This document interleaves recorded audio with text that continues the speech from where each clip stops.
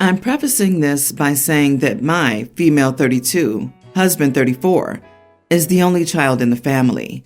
His mom always wanted a grandbaby, and unfortunately, she was never able to become a grandmother as my husband was married before and his ex was unable to have kids.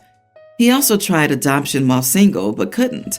So when we found out that we were expecting, mother-in-law started visiting daily. We didn't do that in the past. Started bringing stuff for the baby, and spent a lot of money. My son is now a few weeks old.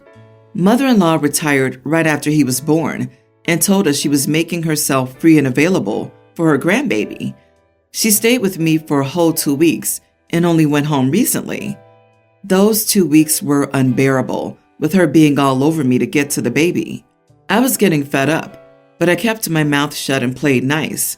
Then she started complaining about missing her grandbaby and not being able to see him every day and watch him grow. Finally, she sent me a list called visitation time.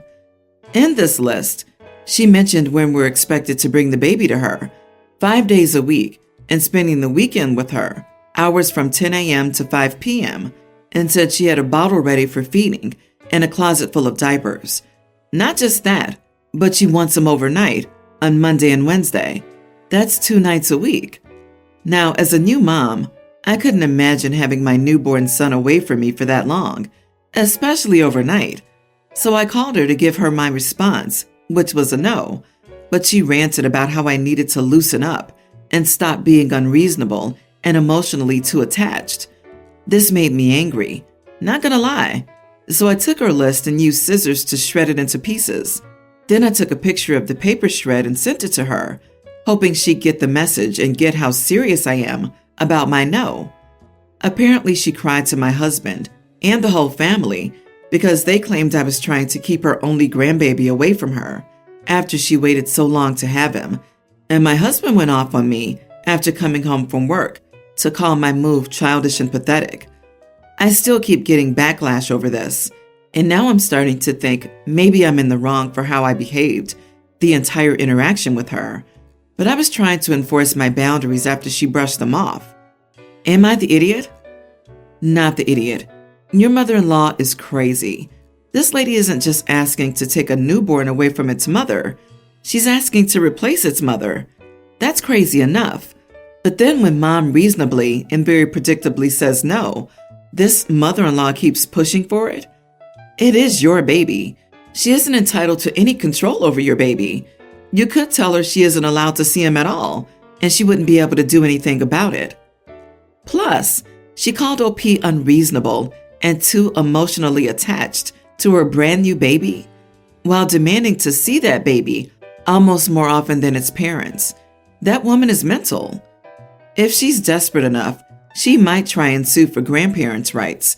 Probably and hopefully won't work, considering how young the baby is, and testimony from both parents about how she is, but it's something she could try. Let this be a warning to you not to give in to her custody schedule. She will use it later as proof of her grandparents' rights. But you have to play this right. Sending the photo made you look bad and left proof of how mean you are for mother-in-law to show your husband. Instead, ignore her communication with you as much as possible. Make your plans for your son. Use Do Not Disturb to avoid being distracted by her communication. And don't take your child to mother-in-laws unless your husband is present. You aren't responsible for nurturing a relationship between mother-in-law and your child. Mother-in-law can visit you and your family when it's convenient for you. You don't owe it to her to take your child there. I can see where your husband might have thought you were childish with the photo you sent his mom. Your mother-in-law was way out of line, but instead of stooping to her crazy, take the high road and ignore it. No point giving mother-in-law any ammunition. Not worth the stress. Stop it. The baby rabies is strong with mother-in-law. Grandma is bonkers, and OP's husband needs to stop being such a mama's boy and defend his still recovering from childbirth wife. OP is not the idiot. I live in a house in a semi-rural area. Think acre lots, not farmland. I moved in a year ago with just me and my dog. Neighbors are typical suburban types with the American flag on a pole, nice lawn, etc. I don't pay much attention to them. Last night their kids were setting off fireworks, driving my dogs crazy. I went out and asked them to please stop, since I thought the fireworks were probably illegal and it was causing a nuisance to the entire neighborhood. They told me they would be done in 10 minutes, so I went in and called the fire department, and they said that since I was in the county, the fireworks were not illegal. I figured I'd have to wait it out and cuddle my dogs, but I couldn't take it anymore when the fireworks were still happening 20 minutes later. I went and grabbed both my hoses and sprayed down the unused fireworks through our shared fence. They said I ruined $1,000 worth, and I asked how it would be 10 minutes with that much. He said it was none of my business. He said he was calling the police. I said, fine, go ahead, and his wife dragged him inside. I don't think I did anything wrong. I think I tried to work with them, and they lied to me. It wasn't fair to my dogs what they were doing. Am I the idiot? Edit. So, the cops just left my house after a 7 a.m. visit, and the result is I may be charged with misdemeanor destruction of property. You are the idiot. So you ruined their holiday because you were annoyed you had to comfort your dogs? I hugged my dogs for hours last night as neighbors shot fireworks off from all directions, and they are illegal in my state. But I minded my damn business because it's no different than a massive bout of thunder. My dogs will survive, and people can celebrate, especially considering how holidays have been for people the last 2 to 3 years. You sound like a miserable idiot trying to spread the misery. Considering the cops will charge you, I don't see how you could think you did nothing wrong. Are you an adult? Maybe next time you'll think twice. You tried to tell people what they could do on their property and ruin their holiday. You could have done about 1 million things before dousing their fireworks. Everyone's the idiot here. Neighbors should have been honest or even given you a warning before the fireworks. But you did something technically illegal. You could have tried talking to them again or calling the cops to complain about the noise. You would have hopefully been in a lot less crap then. My dad has passed away, and I've gotten all of his inheritance. My dad raised us in a strict military-style household. He was a horrible father who took things to the extreme in our childhood, and all of his children stopped talking to him. He treated us like we were his property and belittled us all the time, almost as if he hated our existence. He actually disowned me when I was 15 because I got pregnant out of marriage with a man who was black and kicked me out to fend for myself. So I had to figure out how to provide for myself and my child. My dad ended up contacting me a month after my mom passed away, crying and apologizing for how he treated my siblings and me, and asked if we could meet up. So I decided to meet up with my dad because even though he wasn't the greatest father, it didn't change my love for him. When we met up, my dad seemed very genuine, so I continued seeing him, increasing to seeing him 3 times a week. My dad also tried contacting my siblings, but none of them gave him the time of day. I spoke to them about the issue, and they told me to allow him to die a lonely death. Later on, my dad got super sick, and I ended up moving in with him with my 2 children to help take care of him. I learned things about my dad that I never knew, and I started to love being around him and seeing him as a different person. I chose to forgive him. It was hard looking after my dad and 2 children as a single mother, but I pushed myself through it until his death. But during the hard times, I asked my siblings for help, and they both mocked me for even helping my dad, told me I should throw him in an old age home, and even asked me to take pictures of him so they could see him weak. My siblings and my relationship used to be super close, but they've become distant ever since I started talking to my dad. Now that my dad has passed, I inherited everything from him and learned that my father owned a lot more properties and had a lot more money than I could have ever imagined. My siblings feel like they're entitled to some of the inheritance and have told me if I don't give them any, they'll stop talking to me and that I'm becoming like my dad. Since they had to go through having my dad as a father, they feel they deserve some payout. I disagree with them. The reason I got the inheritance is that I gave my dad another chance. I helped him when he was at his weakest, and I went through a lot juggling raising my children and caring for my dad without any of their help. Even when I begged them to help me, They just made fun of me for helping my dad and choosing to forgive him. Now, forgiveness is a choice, and I respect their choice not to forgive, but they didn't respect mine to forgive him and added more difficulty to my life. They act like it was either them or my dad, and now are acting like I'm being selfish for not sharing the inheritance my dad left for me. Am I the idiot for not giving some of my inheritance to my brother and sister? You are the idiot. Be prepared to lose your siblings over it. You made your choices, and to be honest, your dad was crappy right up until he died by leaving your siblings out of his will purely for spite. He knew he was a lousy father and chose pettiness in the end. You've chosen your inheritance over your siblings. You may feel justified, but you aren't in the right, and neither was your dad. Your bed is made, and it's time to lay in it. Not the idiot. Your father had every right to leave his property to his one child with whom he had a relationship.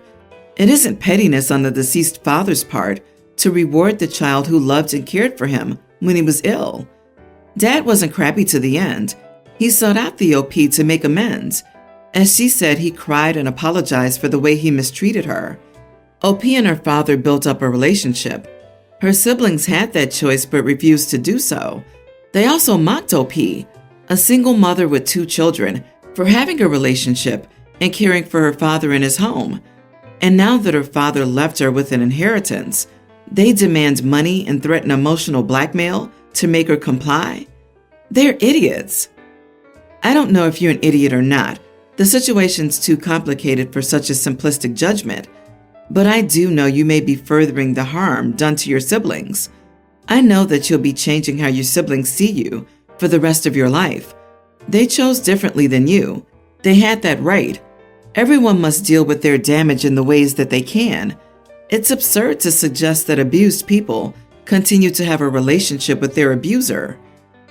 That's not why they deserve nothing. They deserve nothing because nobody's entitled to someone's inheritance. Her father could have donated it all to a charity or a stranger, and none of them would still be entitled. So good terms or bad terms, it doesn't matter. I don't understand why they deserve anything. Inheritance is essentially a gift that a dead person is giving. Update. Am I the idiot for not giving my inheritance to any of my siblings? I just want to clarify that I never asked my siblings to come over to my dad's house and care for him. The help I was asking for was to help with their niece and nephew.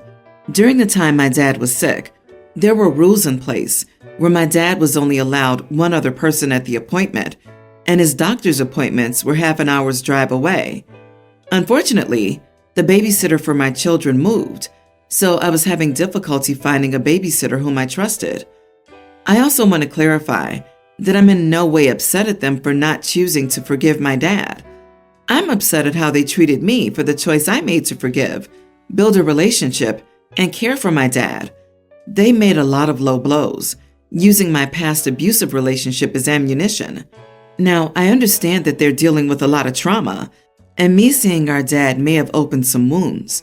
Maybe they feel like I chose their abuser over them, or they had to treat me the way they did for whatever reason. I don't want my children to be deprived of an aunt and uncle because of money, so I do think the best option is to give them some of the inheritance. I've not figured out the amount I'll give them or how I'll divide things. Your siblings sound like terrible people, not because they wouldn't see or forgive their father, but because they wouldn't help you with their niece and nephew, who are innocent children. Consider it a blessing to get a second chance with your dad and to have your siblings removed from your life. Keep the inheritance for yourself and your children. You can use it towards babysitters, daycare, preschool, and college, for them and yourself.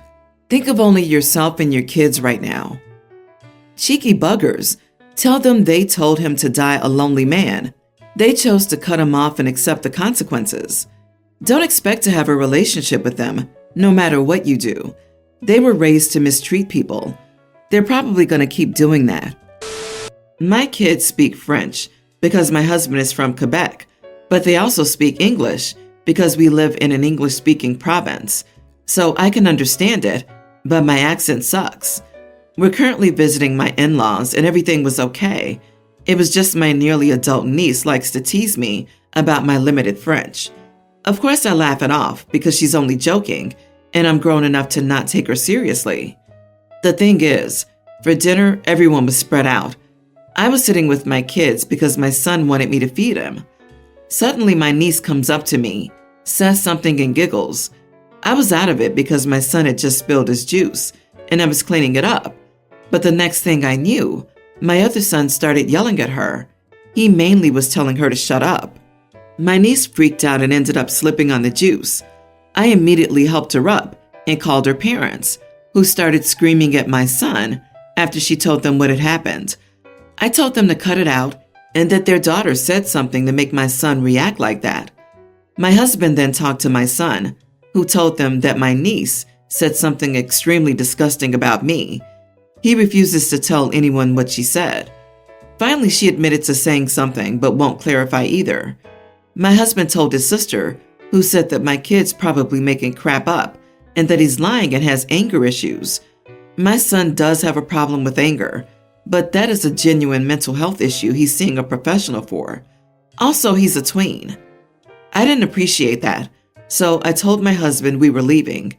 He agreed and told his sister that he was no longer paying for my niece's future. My sister-in-law and niece freaked. They begged me to talk to him, but I told them that I'd only speak with him if, number one, niece tells me what she said. Number two, they apologized to my son, genuinely.